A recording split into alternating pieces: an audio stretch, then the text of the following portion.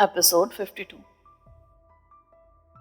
Lord Henry की अजीम व शान रहायशगाह पर पहुंचकर मैंने टाइम्स ऑफ इंडिया के नुमाइंदे का कार्ड अंदर भेजा तो मिस्टर मेलकम ने फ़ौरन मुझे अंदर बुला लिया। वो एक खुश मज़ा और खुश गुफ्तार इंसान था। बहुत अपाक से मिला। मिस्टर सिकंदर, लॉर्ड हेनरी कुछ थकन महसूस कर रहे हैं, वो आपसे अपनी ख्वाबगाह में मुलाकात करेंगे। जह नसीब, मैंने फ़ख्री अंदाज में कहा, यह मेरी खुशबख्ती होगी कि उनके कमरा खास में कदम रखूं। मेलकम मुलिक्का दरवाजे से निकलकर इमारत के अंदरूनी हिस्से की तरफ चला गया। मैं एक मरतबा फिर खुद को हर किस्म के हालात से निमटने के लिए तैयार करने लगा। मेलकम को वापसी में ज़्यादा देर नहीं लगी। उसने आते ही कहा, लॉर्ड हेनरी अपनी ख्वाबगाह में आपके मुंतज़िर हैं। मैं फ़ौरन उठ खड़ा हुआ। मेलकम ने कमरे के दरवाजे तक मेरी रहनुमाई की और दरवाजे को खफीफ सा खोलकर अंदर जाने का इशारा किया। मैं अंदर दाखिल हुआ तो कमरे में एक शख्स के सिवा और कोई ना था और यकीनन वही लॉर्ड हेनरी था। वो बिस्तर पर लेटा कोई मैगज़ीन देखने में मसरूफ़ था। मुझे यकीन है जनाब लॉर्ड हेनरी एंड्रयू से मुलाकात का शर्फ हासिल हो रहा है मुझे। मैंने कदरे झुककर कहा, आइए तशरीफ़ रखिए। वो संभल कर बैठ गया। मैंने सोफे पर बैठते हुए गहरी नज़र उस पर डाली। बिलाशुबा वो ख़ानदानी नवाब मालूम होता था। उसके चेहरे पर वजाहत और दबदबा था, लेकिन साथ ही में उसकी आंखों में फ़िक्र व खौफ के साए भी मैं देख रहा था, जैसे वो शदीद उलझनों में मुब्तला हो, कोई खौफ उसके जहन पर मुसल्लत हो। मैं आपके मुल्क को बहुत पसंद करता हूँ, वो रस्मी अंदाज में कहने लगा। वहाँ के लोग, वहाँ का कल्चर बहुत अच्छा लगता है। वो ना सिर्फ एक बड़ा मुल्क है बल्कि दुनिया की एक बड़ी जमहूरियत भी है। इंडिया की जमहूरियत पर गुफ्तगू करने के लिए मेरे पास बहुत कुछ था, लेकिन मेरा मकसद इस किस्म की बहसों में उलझना और गुफ्तगू को तोल देना नहीं था। ताहम सहाफ़ी की हैसियत से एक आध सवाल करना ज़रूरी था। चनाचे मैंने मशरक़ वस्ती के मुतालिक सवाल पूछा। जनाब, फ़लस्तीनी रियासत के क़याम के बारे में आपकी हुकूमत का मौक़िफ़ क्या है? हमने सब कुछ वाज़ेह कर दिया है। हम उसके मुखालिफ नहीं हैं। हम चाहते हैं कि फ़लस्तीनी रियासत का क़याम अमल में आए, लेकिन इस तरह से कि किसी का हक़ ना मारा जाए। मैंने दूसरा सवाल किया। मेरे सवाल ने लॉर्ड को बौखला के रख दिया था। जनाब, बाज़ ज़राए से मालूम हुआ है कि आपके पास एक सुर्ख लिफाफा पहुंचने वाला है। इस सिलसिले में आप कुछ बता सकेंगे? क्या मतलब? कैसा सुर्ख लिफाफा? लॉर्ड ने सटपटा कर कहा, मिस्टर जर्नलिस्ट, आप अजीब बेतुके सवालात कर रहे हैं। मैं इसे अपना मज़ाहिका उड़ाने की मुतरादिफ समझता हूँ। जनाब वाला, मेरी ये मजाल कहाँ कि आप जैसी अजीम शख्सियत का मजाक उड़ाऊँ। मैंने तो जो बात सुन रखी थी उसके बारे में इस्तफसार किया है, बल्कि मुझे यहाँ तक मालूम हुआ है कि उस लिफाफे में 10 पाउंड का एक नोट है। 10 पाउंड का नोट? क्या बकवास कर रहे हो? लॉर्ड की पलकें झपक गई। मुझे साफ महसूस हो गया कि वह अनजान बनने की कोशिश कर रहे हैं। उसे हैरतज़दा करने के लिए मैंने एक और इंकशाफ कर दिया। जनाबे वाला, उस नोट के बारे में मुझे ये बात मालूम हुई है कि उसके नंबरों की तरतीब से कोई खुदकार ताला खुल सकता है। तुम तुम क्या अनाप शनाप हाँक रहे हो? लॉर्ड बौखला कर बिस्तर से उठ खड़ा हुआ। मेरी समझ में नहीं आ रहा तुम कहना क्या चाहते हो। मेरा इन बातों से कोई वास्ता नहीं है। आप बहुत कुछ जानते हैं जनाबे वाला। मैंने अंधेरे में तीर चलाया, और यह कि इन बातों से आपका बुनियादी वास्ता है। तुम तुम गलत कह रहे हो। मेरा इन मामलात से कोई ताल्लुक नहीं है। तुमने जो वाक़यात बयान किए हैं वो एक जासूसी कहानी के प्लॉट तो हो सकते हैं, हकीकत का इनसे दूर का भी वास्ता नहीं है। और अगर सहाफ़ी होने के नाते तुम कोई स्कैंडल बनाना चाहते हो, वाटरगेट जैसा, तो इसमें हरगिज़ भी कामयाब नहीं हो सकोगे। मेरी शख्सियत बेदाग है, कोई यकीन नहीं करेगा। स्कैंडल तो बन चुका जनाब लॉर्ड हेनरी। मैंने अंधेरे में एक और तीर चलाया, और आपकी शख्सियत को भी दाग लग चुका है। आपका सोशल स्टेटस तबाही के दहाने पर खड़ा है। नेक नामी दम तोड़ रही है। बंद करो अपनी बकवास। लॉर्ड पर हैजानी कैफियत तारी हो गई। मैं इससे ज़्यादा एक लफ्ज़ नहीं सुन सकता। मगर मगर तुम हो कौन? सहाफ़ी तो नहीं लगते। और तुम इन बातों का इल्म कैसे हुआ? लॉर्ड की ज़ुबान बहक गई। कौन सी बातों का? मैंने अनजान बनकर पूछा। मुझे मुझे कुछ नहीं मालूम। मैं कुछ नहीं जानता। मैं आज ही वेलकम को डिसमिस कर दूंगा कि गैर जिम्मेदारी का सबूत देते हुए सहाफ़ी के बजाय मेरे पास एक ब्लैकमेलर को भेज दिया उसने। मगर जनाबे वाला, मैं कुछ सुनना नहीं चाहता। फ़ौरन मेरे कमरे से निकलो। अगर इस सिलसिले में मज़ीद कुछ कहा तो जेल भिजवा दूंगा। अपने इख्तियारात से हटकर मैं इस पोजीशन में हूँ कि तुम पर किसी किस्म के इल्ज़ामात आयद कर सकता हूँ। मेरे ख्याल में आप मामले की बात नहीं करना चाहते। बहरहाल, मुझे जेल जाने का शौक़ नहीं है। मैं जा रहा हूँ यहाँ से, और चलते चलते ये बात वाज़ेह कर देना चाहता हूँ कि वो 10 पाउंड का नोट मेरी जेब में है। क्या? तुम्हारे पास? लॉर्ड उछल पड़ा। हाँ, मेरे पर्स में है। बकवास कर रहे हो तुम। मैं सच कह रहा हूँ। मैं वो नोट दिखा सकता हूँ। लॉर्ड गौर से मेरी तरफ देखने लगे। उनके चेहरे पर अजीब से तासुरात थे, جن سے کرب کا اظہار ہوتا تھا۔ وہ کچھ دیر بے چینی سے کمرے میں ٹہلتے رہے، پھر دونوں ہاتھوں سے سر تھامے ہوئے نڈھال سے ہو کر دوبارہ بستر پر بیٹھ گئے۔ ماحول بوجھل تھا، کمرے میں مکمل خاموشی طاری تھی، تاہم یہ صورتحال زیادہ دیر برقرار نہ رہی۔ وہ اپنی جگہ سے اٹھے اور میرے قریب آ گئے۔ اب بتاؤ، تم کیا کہنا چاہتے ہو؟ اور وہ 10 پاؤنڈ کا نوٹ جس کا تم ذکر کر رہے ہو تمہارے پاس کیسے پہنچا؟ ان کا لہجہ نرم اور دوستانہ تھا، گویا آپ اس بات کو تسلیم کرتے ہیں کہ 10 پاؤنڈ کے نوٹ کی کوئی حقیقت ہے جس کا آپ کی ذات سے تعلق ہے۔ کم عمری کے باوجود بڑے تجربے کار اور منجھے ہوئے بلیک میلر معلوم ہوتے ہو۔ لارڈ کے لہجے میں حقارت سے زیادہ تشویش تھی۔ شاید تم نے اپنے لباس میں چھوٹا سا ٹیپ ریکارڈر بھی آن کر رکھا ہوگا، اور تمہاری کھلی ہوئی جیب اس بات کی غماز ہے کہ ریوالور تمہارے پاس موجود ہے جو یقیناً بھرا ہوا ہوگا۔ بہرحال تم میرے سوال کا جواب دو۔ جواب دینے سے پہلے مجھے غور کرنا پڑا کہ نوٹ کے اصول کے سلسلے میں حقیقت بیان کروں یا کوئی قصہ گھڑ دوں۔ خیال آیا جب بات صاف صاف ہو رہی ہے تو غلط بیانی سے کام لینے کی کیا ضرورت ہے۔ چنانچہ میں نے کہا، جناب لارڈ ہنری، وہ سرخ لفافہ جس میں 10 پاؤنڈ کا نوٹ تھا میری ایک ساتھی کے توسط سے مجھ تک پہنچا تھا۔ وہ کہاں سے آیا تھا، کس نے بھیجا تھا، یہ بات مجھے معلوم نہیں تھی۔ البتہ میرے ہاتھوں سے گزر کر مختلف ذرائع سے آپ تک پہنچنے والا تھا، لیکن میرے پاس آنے سے قبل ہی اسے دھوکے سے ہتھیا لیا گیا تھا۔ بہرحال گھومتا پھرتا وہ پھر میرے پاس پہنچ گیا، اور جب اسے کھولا گیا تو 10 پاؤنڈ کا نوٹ برآمد ہوا۔ ساتھ ہی یہ بات بھی معلوم ہوئی کہ نوٹ پر درج شدہ نمبروں کی ترتیب سے کوئی قفل کھل سکتا ہے۔ یہ بات مجھے کیسے معلوم ہوئی اور آپ کا پتہ کیسے چلا، ان تفصیلات میں جانے کی میں ضرورت محسوس نہیں کرتا۔ لارڈ کے چہرے پر الجھن کے آثار نمایاں ہو گئے۔ وہ کچھ دیر تک پشت پر ہاتھ رکھے کمرے میں ٹہلتے رہے، پھر مجھ سے مخاطب ہوئے۔ دیکھو مسٹر، میں جانتا ہوں تم یہاں کیوں آئے ہو۔ یقیناً تمہیں پیسوں کی ضرورت ہوگی۔ میں اس 10 پاؤنڈ کے نوٹ کی منہ مانگی قیمت دے سکتا ہوں اور تمہاری زبان بندی کا سودا بھی کر سکتا ہوں کہ یہ بات کسی پر ظاہر نہیں کرو گے تم۔ دیکھو مسٹر، ہم انگریز لوگ بڑی عجیب قوم ہیں اور اس معاملے میں بڑے حساس ہیں کہ ذرا سا اسکینڈل پوری زندگی کی نیک نامی، خاندانی وجاہت اور عزت و شہرت کو خاک میں ملا دیتا ہے۔ لوگ حقیر سمجھنے لگتے ہیں، سوشل اسٹیٹس تباہ ہو جاتا ہے۔ چنانچہ میں بھی اس واقعے کا چرچا پسند نہیں کروں گا۔ بتاؤ، تمہیں کتنی رقم کی ضرورت ہے؟ رقم کا تعین تو مال دیکھ کر ہی کیا جا سکتا ہے۔ میں سمجھا نہیں۔ دیکھیے جناب، یہ ایک لازمی امر ہے کہ ان نمبروں کی ترتیب سے جو قفل کھلتا ہوگا وہ یقیناً کسی تجوری، کسی صندوق یا کسی سیف وغیرہ کا ہوگا۔ ظاہر ہے اس میں بہت سی دولت ہوگی یا ایسی دستاویزات ہوں گی جن کے عوض بے پناہ دولت حاصل کی جا سکتی ہوگی۔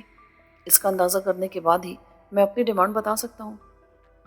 لارڈ شاید بہت کمزور اعصاب کے مالک تھے۔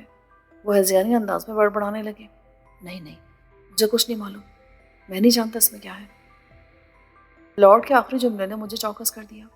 ظاہر ہے کہ ان کے پاس کوئی ایسی چیز تھی جس کے بارے میں انہیں خود بھی علم نہیں تھا کہ اس کے اندر کیا ہے، اور یہ بات بھی یقینی تھی کہ اس کا قفل نوٹ کے نمبروں کی ترتیب سے کھلتا ہوگا۔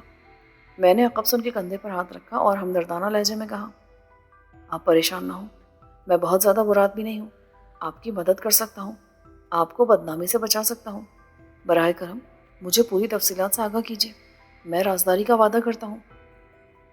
تمہیں کیا بتاؤں نوجوان، لارڈ شکست خوردہ لہجے میں بولے، میں ایک بھیانک عذاب میں مبتلا ہو گیا ہوں۔ وہ ابلیس میری خاندانی وجاہت کو، میری سماجی حیثیت کو، عزت و وقار کو، غرض ہر پہلو سے مجھے ختم کر دینا چاہتا ہے۔ کاش میں اس کے چنگل میں نہ پھنسا ہوتا، اس خبیث سے میری ملاقات نہ ہوئی ہوتی۔ کس کا ذکر کر رہے ہیں جناب آپ؟ میں نے اپنائیت سے پوچھا۔ وہ انسان نہیں، شیطان ہے، بدی کا وجود ہے، برائیوں کا سرچشمہ ہے۔ اس نے مجھے بھی اپنے جیسا بنانا چاہا تھا، مگر میں اس کے ارادوں کو بھاپ گیا تھا۔ میں نے کنارہ کشی کی کوشش کی تو وہ انتقام لینے پر آمادہ ہو گیا۔ میں نے بھی اپنے اختیارات سے کام لیتے ہوئے اس کے خلاف سرکاری سطح پر کارروائی کرنے کا فیصلہ کیا۔ اس کی رہائش گاہ پر 2 مرتبہ چھاپے مارے گئے، مگر وہ کسی جرم میں ملوث نہیں پایا گیا، بلکہ اس نے حکومت کے خلاف ازالہ حیثیت عرفی کا دعویٰ دائر کر دیا۔ اور خوبی کی بات یہ کہ وہ مقدمہ جیت گیا، کیونکہ وہ بھی معاشرے میں ایک منفرد مقام رکھتا ہے۔ آپ نے جو کچھ کہا وہ میں سب سمجھ گیا ہوں، لیکن یہ نہیں سمجھ سکا کہ آپ کس شخصیت کا ذکر کر رہے ہیں۔ اس کے بارے میں کچھ تو معلوم ہو۔ وہ شیطان ابن شیطان ہے نوجوان، یہ ایک لمبی کہانی ہے، بعد میں تفصیل سے سناؤں گا۔ سب سے پہلے 10 پاؤنڈ کے نمبروں کی مدد سے اس صندوقچی کا نمبر کھولنا چاہوں گا میں، جو اس نے خیر سگالی کے طور پر مجھے بھیجی ہے۔ کیا وہ 10 پاؤنڈ کا نوٹ تم مجھے دے سکتے ہو؟ کیوں نہیں؟ میں نے پرس سے نوٹ نکال کر لارڈ کے حوالے کر دیا۔ مجھے اس کے ضائع ہونے کی فکر نہیں تھی، نمبر میرے ذہن میں محفوظ تھے۔ اس کے علاوہ علیحدہ کاغذ پر نوٹ بھی کر لیے تھے۔ لارڈ ہنری نوٹ کو بہت غور سے دیکھ رہے تھے، پھر وہ الماری کی طرف بڑھے اور ایک چھوٹی سی منقر صندوقچے نکال لائے جو انتہائی خوبصورت اور دیدہ زیب تھی، اور اس میں نمبروں سے کھلنے والا تالا بھی نظر آ رہا تھا۔ لارڈ کے ہاتھ کانپ رہے تھے اور میرے دل کی دھڑکن بھی تیز ہو گئی تھی کہ دیکھیے صندوقچی سے کیا برآمد ہوتا ہے۔ یہ صندوقچی اس شخص نے لارڈ کو جذبہ خرسگالی کے طور پہ روانہ کی تھی جسے وہ شیطان ابن شیطان کہہ رہے تھے، اور یہ بات یقینی تھی کہ اس میں سے کوئی قیمتی یا حیرت انگیز چیز برآمد ہوگی۔ میرے لیے تجسس انگیز امر یہ تھا کہ اس صندوقچی کے پہنچانے اور اسے کھولنے میں اتنا پیچیدہ اور پراسرار طریقہ کیوں اختیار کیا گیا ہے۔ لارڈ صندوقچی کے قفل کے ساتھ برسر پیکار تھے۔ آخر نوٹ کے نمبروں کی ترتیب سے قفل کھل گیا، مگر وہ صندوقچی کا ڈھکن اٹھانے میں ہچکچاہٹ محسوس کرے تھے۔ آخر یہ کام میں نے کیا اور صندوقچی کا ڈھکن اوپر اٹھا دیا۔ لارڈ بہت زیادہ احتیاط پسند طبیعت کے مالک معلوم ہوتے تھے۔ ڈھکنا اٹھتے ہی وہ قدرے پیچھے ہو گئے، مگر صندوقچی میں کوئی قابل ذکر چیز نہ تھی، بس سفید گلاب کا ایک تر و تازہ پھول رکھا تھا اور پھول کے نیچے سبز رنگ کا لفافہ تھا۔ صندوقچی میں موجود بے ضرر اشیاء دیکھ کر لارڈ کی وحشت کم ہو گئی اور وہ خاصے مطمئن نظر آنے لگے۔ تاہم مجھے حیرت ضرور تھی کہ طویل عرصے تک صندوقچی بند رہنے کے باوجود سفید گلاب کی تازگی اور شگفتگی کیوں کر برقرار ہے۔ اس مدت میں تو پھول کو مرجھا جانا چاہیے تھا، لیکن اس کی نوعیت ایسی تھی کہ گویا ابھی شاخ سے توڑا گیا ہو۔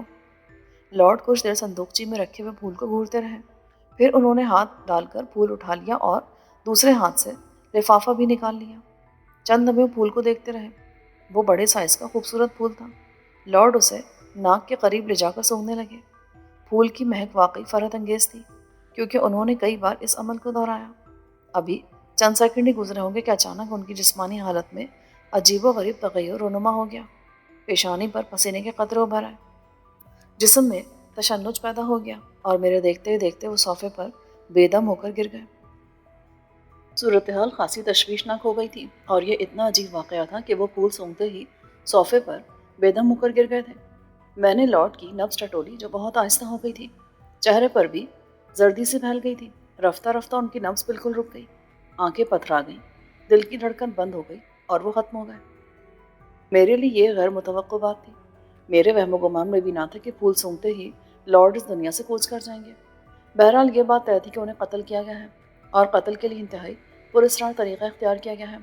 صندوقچی سی غش سے لارڈ کو بھیجی گئی تھی، اور وہ پھول کا خیال آتے ہی میں اس طرف متوجہ ہو گیا اور بغور سفید گلاب کا جائزہ لینے لگا۔ دوسرے لمحے مجھ پر ایک عجیب انکشاف ہوا۔ در حقیقت وہ پلاسٹک کا پھول تھا، اور اس امر میں بھی کوئی شبہ نہیں تھا کہ اسے انتہائی مہلک اور سریع الاثر زہر میں بسایا گیا یا ڈبویا گیا تھا، جس کے سونگھنے سے فی الفور موت واقع ہو سکتی تھی۔ ادھر لارڈ ہنری کے ہونٹوں پر نیلے رنگ کا کف ابھر آیا تھا، جس سے میرے خیال کی مکمل تصدیق ہو گئی تھی۔ مگر سوال یہ تھا کہ لارڈ جیسے معزز، بے ضرر اور سیاسی شخصیت کے حامل انسان کی کسی سے کیا دشمنی ہو سکتی تھی؟ آیا ان کی کسی سے دشمنی تھی اور یہ ذاتی نوعیت کا فعل تھا، یا ان کی ہلاکت میں سیاسی مقاصد کار فرما تھے؟ دفتن مجھے اس سبز لفافے کا خیال آیا جو صندوقچی سے برآمد ہوا تھا اور ابھی تک لارڈ کی مٹھی میں دبا تھا۔ میں نے اس کی مٹھی کھول کر لفافہ چاک کیا۔ اندر سے ایک چھوٹا سا کاغذ برآمد ہوا جس پر چند سطور ٹائپ کی ہوئی تھی۔ تنظیم سے غداری کی سزا موت اور خوفناک موت ہے۔ تم نے نہ صرف تنظیم کے قواعد و ضوابط کی خلاف ورزی کی ہے، بلکہ اپنی سرکاری حیثیت کو استعمال کرتے ہوئے قانونی کارروائی کرنے کی کوشش کی۔ بس تمہاری موت کا وقت متعین کر دیا گیا ہے کہ ہم نہیں چاہتے کہ وہ شخص زندہ رہے جو بھٹک جائے۔ جو بھٹک جاتا ہے اسے ہم راستہ دکھا دیتے ہیں، موت کا راستہ، فقط ڈیڈون۔ خط کا مضمون جتنا تجسس انگیز تھا، بھیجنے والے کا نام اس سے کہیں زیادہ پرہیبت اور ناقابل فہم تھا۔ یہ عجیب و غریب نام تھا جو پہلی مرتبہ میری نظر سے گزرا تھا۔ امریکہ، انگلینڈ، فرانس، غرض میں دنیا کے بے شمار ممالک میں گیا تھا، مگر ڈیڈون کا نام کبھی نہیں سنا تھا۔ میں نے ایک مرتبہ پھر خط پڑھ ڈالا۔ اس میں کسی تنظیم کا ذکر تھا، اور یہ بات بھی واضح تھی کہ ڈیڈون نامی شخص اس تنظیم کا آرگنائزر تھا، اور یہ کہ لارڈ نے اس میں شمولیت اختیار کر رکھی تھی۔ اس بات کا بھی اندازہ ہوا کہ اس تنظیم کی سرگرمیاں ناپسندیدہ تھیں۔ لارڈ کو ان سے اختلاف تھا، اور یہی اختلاف اس کی موت کا باعث بنا۔ حقیقت ہے کہ اتنا سب کچھ سوچنے کے بعد بھی میں حالات و واقعات کو پوری طرح سمجھ نہیں سکا تھا، اور معاملہ جوں کا توں تھا۔ میں نے خط لفافے میں رکھ کر दोबारा संदूकची के अंदर डाल दिया और लॉर्ड की लाश की तरफ मुतवज्जो हो गया। जहर उनके पूरे वजूद में फैल गया था। जिस्म की रंगत बिल्कुल नीली पड़ गई थी और वो कातिल फूल भी अभी तक उनके पहलू में पड़ा था। मेरे सामने मसलब अपनी सलामती का था। मेरी मौजूदगी में लॉर्ड हलाक हुए और इल्ज़ाम मुझ पर आयद हो सकता था। मैंने सोचा बेहतरी इसी में कि यहाँ से राह फरार इख्तियार की जाए, लेकिन मेरी मुतजस्सिस तबीयत इस बात पर आमादा नहीं हो रही थी कि एक मुअज़्ज़ज़ शख्स की लाश छोड़कर निकल भागूं। यह कत्ल मेरे सामने हुआ था और मामले की तह तक पहुँचे बगैर मुझे चैन नहीं आ सकता था। यकायक अकबी खिड़की में मुझे किसी आदमी का सर नजर आया। मैं चौंक कर उस तरफ देखने लगा, मगर दूसरे लम्हे सर गायब हो गया और अब सर के बजाय वहाँ रिवॉल्वर की स्याह बैरल नजर आ रही थी। मुझे सेकंड के 1000वें हिस्से में खतरे का एहसास हो गया। मैं तेज़ी से नीचे की जानिब झुक गया, और अगर ऐसा ना करता तो गोली जिस्म के किसी हिस्से में बेबस हो जाती, क्योंकि फ़ौरन ही फायर हुआ था। मैं भी इस दौरान में रिवॉल्वर निकाल चुका था। सोचे समझे बगैर खिड़की की जानिब मैंने फायर कर दिया और फिर तेज़ी से भाग कर वहाँ पहुँचा। मैंने खिड़की से सर निकाल कर अतराफ का जायज़ा लिया, मगर अब वहाँ कोई नज़र नहीं आ रहा था। मैं सोचने लगा कि हमलावर कौन हो सकता है। क्या वो डैडोन का आदमी था, और ये कि वो लॉर्ड हेनरी को कत्ल करने आया था, या मुझे गोली का निशाना बनाना चाहता था। मैं खिड़की के पास खड़ा चंद लम्हे हालात पर गौर करता रहा, जिसके नतीजे में यही बात समझ में कि यकीनन वो डैड ओन का आदमी होगा, जिसे लॉर्ड हेनरी का हशर देखने की खातिर यहाँ भेजा गया होगा। चनाचे मुझे कमरे में देकर उसने मुझ पर गोली चला दी, और शायद इसीलिए कि वो पकड़ा ना जाए। मैं खिड़की में खड़ा हालात पर गौर कर रहा था कि राहदारी में हल्के कदमों की चाप सुनाई दी। मैंने रिवॉल्वर का रुख दरवाजे की जानिब कर दिया, क्योंकि ख़तरा उस तरफ भी मौजूद था, और वो शख्स या उसका कोई साथी दरवाजे के रास्ते भी अंदर दाखिल हो सकते थे। पर्दा हिलते ही मेरी उंगली ट्रिगर पर जम गई, लेकिन खैरियत गुजरी कि मैंने फायर नहीं किया, क्योंकि अंदर दाखिल होने वाला कोई मुश्तबा शख्स नहीं था, बल्कि एक खूबसूरत लड़की थी। वो खासी मतवश नज़र आ रही थी। चेहरे पर घबराहट और परेशानी के आसार थे।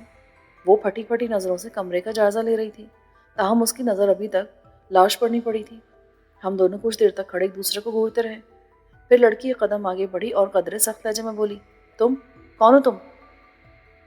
मैं इस सवाल के लिए तैयार नहीं था। मुझे ये भी मालूम नहीं था कि वो खूबसूरत लड़की कौन है। आया लॉर्ड की सेक्रेटरी है, या मेरी तरह को मुलाकाती है। बहरकैफ मेरी पोजीशन उस वक्त बहुत नाजुक थी। लॉर्ड की लाश सोफे पर पड़ी थी और मैं भी कमरे में मौजूद था। शायद वो लड़की भी फायर की आवाज़ सुनकर भागी चली आई थी। इन हालात में मुझे कातिल समझ लिए जाना बेदस कयास नहीं था। कौन हो तुम? बोलते क्यों नहीं? मैंने सोचा अपनी हैसियत जाहिर कर दूं, लेकिन इससे पहले ही लड़की की नज़र लॉर्ड की लाश पर पड़ी। वो तीर की तरह उसकी तरफ बढ़ी और डैडी कहकर लॉर्ड की लाश से लिपट गई। उस वक्त मुझे मालूम हुआ कि वो दर हकीकत लॉर्ड हेनरी की बेटी थी। वो चंद लम्हे लाश से लिपटी से सकती रही, फिर मेरे करीब आकर सीने पर 2 हथौड़ मारने शुरू कर दिए। तुम बेरहम आदमी, तुमने मेरे बाप को क्यों कत्ल कर दिया? वो हज़ानी अंदाज में चीखने लगी। मिस, आपको मुगलता हुआ है। लॉर्ड को मैंने कत्ल नहीं किया। फिर किसने किया? मैंने खुद फायर की आवाज़ सुनी है। लॉर्ड गोली लगने से हलाक नहीं हुए हैं। आपके वालिद की हलाकत में इस संदूकची का दखल है। संदूकची? वो उस तरफ गौर से देखने लगी, फिर मेरी तरफ घूम कर बोली, नहीं नहीं, डैडी को गोली लगी है, और वो गोली तुमने चलाई है। तुम्हारे हाथ में अभी तक रिवॉल्वर मौजूद है। लड़की की बात सुनकर मैं चौंक गया। दरअसल फायरिंग के बाद लॉर्ड हेनरी की लाश को मैंने देखा नहीं था। अब जो लाश पर नज़र डाली तो सूरत हाल वाज़ेह हो गई। लॉर्ड की खोपड़ी में सुराख था और सोफा खून में लथपथ नजर आ रहा था। बात मेरी समझ में आ गई थी। हमलावर की चलाई हुई गोली मेरे बजाय लॉर्ड की खोपड़ी में लगी थी। अगरचे जहर आलूद फूल सूंघने के बाद वो पहले ही हलाक हो चुके थे। गोली उनके मुर्दा जिस्म को लगी थी और लड़की मुझे कातिल गर्दान रही थी। सूरत हाल कुछ ऐसी थी कि कोई भी शख्स मुझी को कातिल तस्वर करता। मिस, मेरा नाम जैनी एंड्रयू है। ओह मिस जैनी, आप यकीन कीजिए, आपके वालिद को मैंने कत्ल नहीं किया। ये संदूकची जो आप देख रही हैं, यही लॉर्ड हेनरी की हलाकत का बायस है। इसके अंदर से एक जहर आलूद फूल बरामद हुआ था, जिसे सूंघते ही लॉर्ड पर कैफियत मर्ग तारी हो गई। जैनी मेरी आंखों में झांकने लगी, जैसे सच और झूठ की हकीकत मालूम करना चाहती हो। मैंने मजीद यकीन दिलाने के लिए कुछ कहना चाहा, लेकिन मेरे बोलने से पहले ही वो लॉर्ड की लाश की तरफ बढ़ गई और सफ़ेद गुलाब उठाने की कोशिश करने लगी। नहीं मिस जैनी, मैंने उसे रोक दिया। इसे हाथ मत लगाइए, यह फूल जहरीला है, आपको नुकसान पहुंचा सकता है। वो उलझी हुई नज़रों से मेरी तरफ देखने लगी। अगर तुम्हारी बात तस्लीम कर ली जाए तो डैडी को गोली कैसे लगी? मैं नहीं कह सकता कि वो कौन था। वो खिड़की में नमूदार हुआ, उसके हाथ में रिवॉल्वर था। गोली उसने चलाई थी। शायद वो मुझे मारना चाहता था, मगर गोली लॉर्ड हेनरी के मुर्दा जिस्म को लगी। सफ़ेद गुलाब के जहर से वो पहले ख़त्म हो चुके थे। तुम कौन हो? यहाँ कैसे पहुँचे? جینی کی آنکھوں میں ابھی تک بے یقینی کے آثار تھے۔ مجھے ایک بار پھر اسی سوال کا سامنا تھا اور کسی مناسب جواب کے لیے فوری فیصلہ کرنا تھا۔ آخر میں نے کہا، مس جینی، واقعہ ہے کہ لارڈ ہنری نے مجھے خود ملاقات کے لیے بلایا تھا۔ وہ مجھ سے ملنے کے خواہش مند تھے اور میں ان کے بے حد اصرار پر یہاں آیا تھا۔ ڈیڈی تم سے کیوں ملنا چاہتے تھے؟ تمہارے اندر ایسی کیا خصوصیت ہے؟ ویسے تمہاری صورت کوئی جانی پہچانی لگتی ہے۔ میں نے فوراً موقع سے فائدہ اٹھانا چاہا۔ مس جینی، میرا نام سکندر ہے۔ لندن کے اخبارات میں آپ نے میرے بارے میں بہت کچھ پڑھا ہوگا۔ آپ کو یہ بات یاد ہوگی کہ کچھ عرصہ قبل سنگاپور سے روانہ ہونے والا برٹش ایئر لائنز کا ایک طیارہ اغوا کر لیا گیا تھا۔ ہائی جیکرز، جن میں ایک مرد اور ایک عورت تھی، برطانوی حکومت سے $10 ملین وصول کرنے کے بعد پیراشوٹ کے ذریعے کولمبیا کے جنگلات میں اتر گئے تھے۔ ہم نے ان کا تعاقب کیا تھا، جس کے نتیجے میں ہائی جیکروں سے رقم چھیننے میں ہم کامیاب ہو گئے تھے۔ وہ رقم آپ کی حکومت… مجھے یاد آ گیا۔ یہاں لندن میں بہت دن تک آپ لوگوں کے چرچے رہے تھے۔ آپ کی ہمت و شجاعت قابل داد ہے۔ وہ خاتون کہاں ہے؟ مریم آج کل پاکستان میں ہے، مسٹر سکندر، جینی گلو گرفتہ لہجے میں کہنے لگی۔ ڈیڈی کی موت نے مجھے نڈھال کر دیا۔ ان کے سوا میرا کوئی نہ تھا۔ باپ کی شفقت کے ساتھ ساتھ انہوں نے مجھے ماں کی ممتا بھی دی۔ آپ سے درخواست ہے کہ آپ ایک ذہین اور باصلاحیت نوجوان ہیں۔ آپ ہائی جیکرز کا قلع قمع کر سکتے ہیں، تو کوئی وجہ نہیں کہ ڈیڈی کے قاتلوں کو بے نقاب نہ کر سکیں۔ پلیز میری مدد کیجیے۔ میں آپ کے ساتھ ہر ممکن تعاون کروں گی اور اس کام کا معقول معاوضہ پیش کروں گی۔ معاوضے کی اتنی فکر نہیں ہے۔ میں کوشش کروں گا کہ آپ کے والد کے قاتلوں کو بے نقاب کر سکوں، مگر پہلے پولیس کو اس واقعے کی اطلاع دے دینا چاہیے۔ میں نے آخری الفاظ کہے ہی تھے کہ یکا یک کمرے کا دروازہ کھلا اور پولیس کے 3 آدمی اندر داخل ہوئے۔ ان میں ایک سب لیفٹیننٹ اور 2 کانسٹیبل تھے۔ لیفٹیننٹ کے پہلو میں لارڈ ہنری کا پرائیویٹ سیکرٹری میلکم بھی تھا۔ وہ میری طرف اشارہ کر کے چیخا، آفیسر، یہی ہے لارڈ کا قاتل۔ میں نے خود فائر کی آواز سنی تھی۔ میں کھڑکی کے پاس پہنچا تو یہ لاش پر جھکا ہوا تھا اور اس کے ہاتھ میں ریوالور تھا۔ پولیس کے تینوں افراد نے مجھ پر ریوالور تان لیے۔ لیفٹیننٹ ایک قدم آگے بڑھ کر بولا، مسٹر، ریوالور پھینک دو۔ اگر فرار کی کوشش کی یا کوئی غلط حرکت کی تو تمہیں گولی ماری جا سکتی ہے۔ اچانک بدلی ہوئی صورتحال پر میں سٹپٹا گیا۔ ریوالور اس وقت بھی میرے ہاتھ میں تھا اور کمرے میں داخل ہونے والا کوئی بھی شخص مجھے ہی قاتل گردان سکتا تھا۔ میلکم نے اپنے حساب سے بالکل ٹھیک ہی کہا تھا، کیونکہ وہ لارڈ ہنری کے کمرے میں پیش آنے والے واقعات سے ناواقف تھا۔ فائر کی آواز سن کر اور لاش پر جھکا ہوا دیکھ کر غالباً وہ یہی سمجھا ہوگا کہ لارڈ پر میں نے گولی چلائی ہے۔ چنانچہ وہ خاموشی سے پولیس کو بلا لایا۔ فون پر شاید کسی وجہ سے پولیس اسٹیشن سے رابطہ قائم نہیں ہو سکا ہوگا۔ موجودہ صورتحال نے جینی کو بھی حیران و متفکر کر دیا۔ میں نے لیفٹیننٹ کے حکم پر ریوالور پھینک دیا تو جینی اس کے قریب چلی گئی۔ اس نے ایک نظر میری طرف دیکھا، پھر بولی، آفیسر، آپ کو غلط فہمی ہوئی ہے۔ نو مس جینی، میں نے خود اپنی آنکھوں سے سب کچھ دیکھا ہے۔ یہی لارڈ کا قاتل ہے۔ یہ ٹائمز آف انڈیا کے نمائندے کی حیثیت سے ملنے آیا تھا، مگر آپ خاموش رہیے۔ جینی نے مالکم کو بولنے سے روک دیا۔ وہ لیفٹیننٹ سے مخاطب ہوئی، آفیسر، یہ نوجوان قاتل نہیں ہے۔ مسٹر میلکم کو یقیناً دھوکا ہوا ہے۔ برائے کرم مس جینی۔ لیفٹیننٹ مؤدب انداز میں بولا، آپ کو ان معاملات کا تجربہ نہیں ہے۔ آپ پلیز دخل اندازی کی کوشش نہ کریں۔ یہ کہہ کر اس نے سپاہی کو اشارہ کیا، اس کے ہاتھوں میں ہتھکڑیاں ڈال دو۔ میں نے احتجاج کرنا چاہا، لیکن میرے کچھ کہنے سے پیشتر ہی سپاہی نے میرے ہاتھ پشت کی جانب لے جا کر ہتھکڑیاں پہنا دی۔ جینی نے بھی لیفٹیننٹ کے اس رویے پر احتجاج کرنے کی کوشش کی، مگر اس نے ہاتھ کے اشارے سے روک دیا۔ آپ کا دماغ خراب ہو گیا لیفٹیننٹ۔ میں نے سخت لہجہ اختیار کیا۔ لارڈ ہنری کو میں نے قتل نہیں کیا ہے۔ ان کی ہلاکت کا سبب وہ منقش صندوقچی اور اس سے برآمد ہونے والا سفید گلاب کا پھول ہے، جسے سونگتے ہی لارڈ کی موت واقع ہو گئی۔ لیفٹیننٹ نے چونک کر اس طرف دیکھا اور تیز تیز قدموں سے چلتا ہوا صندوقچی کے قریب پہنچ گیا۔ اس نے ایک نظر صندوقچی کا جائزہ لیا، پھر لارڈ کی لاش کی جانب متوجہ ہو گیا، جس کی حالت زہر کے اثر سے اور زیادہ خراب ہو گئی تھی۔ اسے لاش کے پہلو میں پڑا ہوا سفید گلاب کا پھول بھی نظر آ گیا۔ اس نے ہاتھ بڑھا کر پھول اٹھا لیا اور مجھے دکھا کر بولا، تم یہ کہنا چاہتے ہو کہ اس پھول کے سونگنے سے لارڈ ہلاک ہو گئے؟ بالکل یہی کہنا چاہتا ہوں، اور آپ بھی اسے چہرے سے دور رکھیں۔ میں آپ کو آگاہ کرتا ہوں، آپ کو نقصان پہنچ سکتا ہے۔ وہ پریشان سا نظر آنے لگا۔ غیر ارادی طور پر اس نے پھول کو چہرے سے دور کر دیا اور الٹ پلٹ کر دیکھنے لگا۔ تم اس پھول و صندوقچی کے بارے میں کیا جانتے ہو؟ اس نے اچانک سوال کیا۔ جب میں اندر داخل ہوا تو لارڈ یہ صندوقچی کھولنے میں مصروف تھے۔ میں نے کسی قدر درو کوئی سے کام لیا۔ صندوقچی سے یہ پھول برآمد ہوا، جسے سونگتے ہی ان کی حالت بگڑ گئی تھی۔ تم ٹائمز آف انڈیا کے نمائندے کی حیثیت سے لارڈ ہنری کا انٹرویو کرنے کے لیے آئے تھے؟ ہرگز نہیں۔ میں صاف مکر گیا۔ یہ بہت پہلے کی بات ہے، جب میں ٹائمز آف انڈیا کے لیے کام کرتا تھا۔ اب میرا اس ادارے سے کوئی تعلق نہیں ہے۔ لارڈ ہنری نے خود مجھے ملاقات کے لیے بلایا تھا۔ میرے خیال میں لارڈ کے پاس اتنا وقت نہیں تھا، لیفٹیننٹ کہنے لگا۔ نہ وہ غیر ضروری لوگوں سے ملنا پسند کرتے تھے۔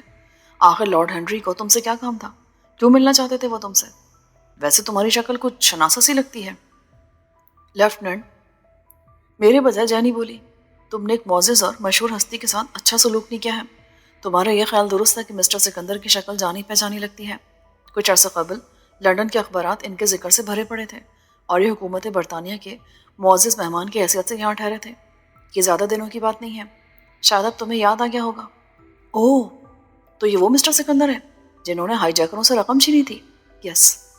لیکن مسٹر میلکم نے ایسی کوئی بات نہیں بتائی۔ انہوں نے رپورٹ دی ہے کہ ٹائمز آف انڈیا کا نمائندہ لارڈ ہنری کا انٹرویو لینے کے لیے آیا تھا اور اس نے انہیں گولی مار کر قتل کر دیا ہے۔ میں نے غلط نہیں کہا تھا جناب، میلکم جلدی سے بولا۔ یہ دیکھیے، لارڈ ہنری کے سر میں گولی لگی ہے۔ لیفٹیننٹ دوبارہ لاش کے قریب جا کر اس کا جائزہ لینے لگا۔ ایک مرتبہ پھر اس کے چہرے پر الجھن کے آثار نمایاں ہو گئے، جیسے فیصلہ نہیں کر پا رہا ہو کہ پہلے زہر نے اپنا کام دکھایا یا پہلے گولی لگی۔ کچھ سوچ کر اس نے بھرا ہوا ریوالور اٹھایا اور اس کی نال کو سونگھنے لگا۔ ظاہر اس میں سے بارود کی بو آ رہی ہوگی۔ لیفٹیننٹ کی آنکھوں میں الجھن اور تجسس کے سائے مزید گہرے ہو گئے۔ ہرچند کہ اس نے سوچے سمجھے بغیر میرے ہاتھوں میں ہتھکڑیاں ڈال دی تھی، تاہم مجھے اس پر ترس آنے لگا۔ شروع سے آخر تک تمام حقیقت بیان کر دی کہ کس طرح ایک شخص کھڑکی میں نمودار ہوا اور گولی چلا کر فرار ہو گیا۔ آپ اس شخص کو پہچان سکتے ہیں؟ میں اس کا سر ہی دیکھ سکا تھا۔